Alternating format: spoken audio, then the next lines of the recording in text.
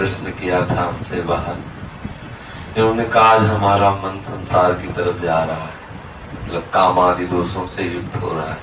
वो इसलिए कह रहा हूँ कि अपने सब साधक हैं इसी लाइन के, तो मान लो तो अपना अंतःकरण खोल के सामने रख दिया, अच्छा साधक है, अच्छी बात है। कोई साधक अपने गुरुजनों से यदि अपने मन की बात कहे तो अच्छा रहता है। तो बाहर गए, किसने कहा अब आप जानो हमारा मन जो है सजा रहा है। तो हमें सावधानी ये रखने की मन न जाए ऐसी बात नहीं है। मन तो जाएगा, जब तक पूर्ण रूप से पवित्र नहीं हो जाता तब तक मन संसार की तरफ जाएगा। संसार की तरफ जाए तो जाने दे, विचलित ना हो। मन जाए तो जाने दो, चाहे जितनी उड़ान भरे मन, बिना तन के कुछ कर नहीं सकता। पहली बात तो समझ लो, मन जब कामादि दोषों से युक्त हो उस समय इतनी सावधानी रखनी कि उसके कथनानुसार, मन की प्रेरणा के अनुसार हमें कोई चेष्टा नहीं करनी। तो इतनी बात ध्यान रखनी।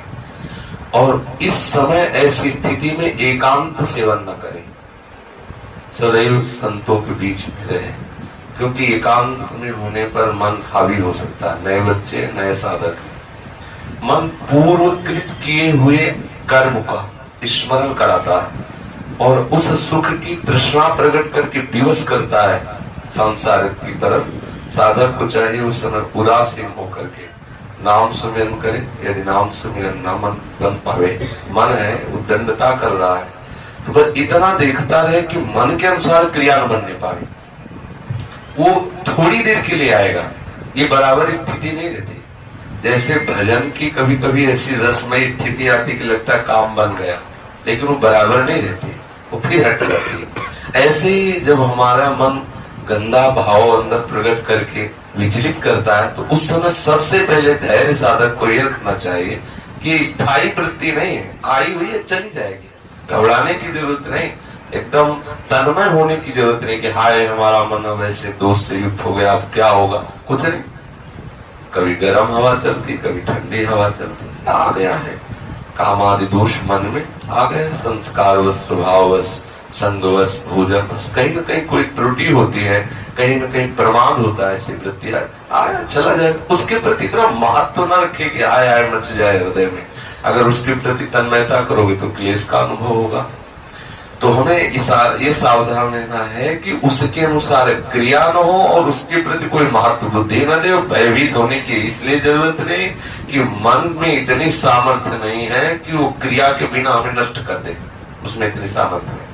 क्रिया होने न पाए इसलिए साधु समाज में रहे, संतों के संग में, साधकों के बीच में रहे, तो क्रिया बनने नहीं पाए। और क्रिया ना बनी तो मन धीरे धीरे धीरे वो अमना होने लगता है।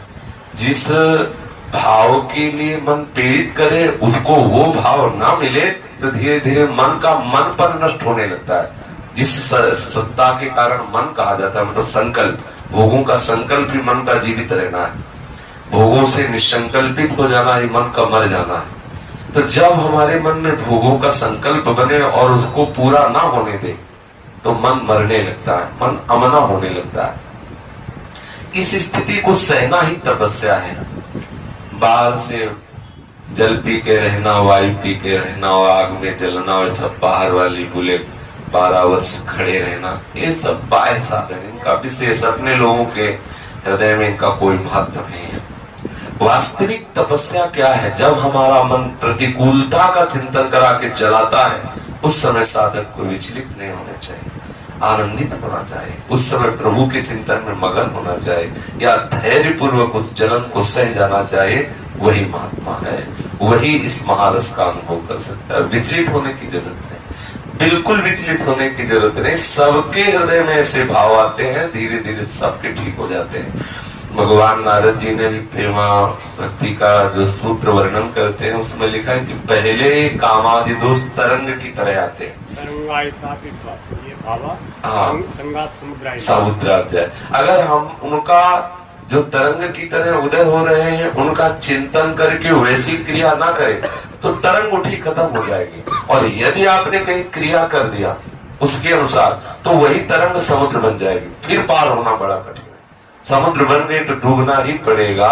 इसलिए साधक को जहां देखे मन में कि काम आदि दोषों की वृत्ति आ रहे, तो जब शत्रु सामने हो तो अगर घबरा गया तो योद्धा किस बात का हो, तो मारा जाएगा।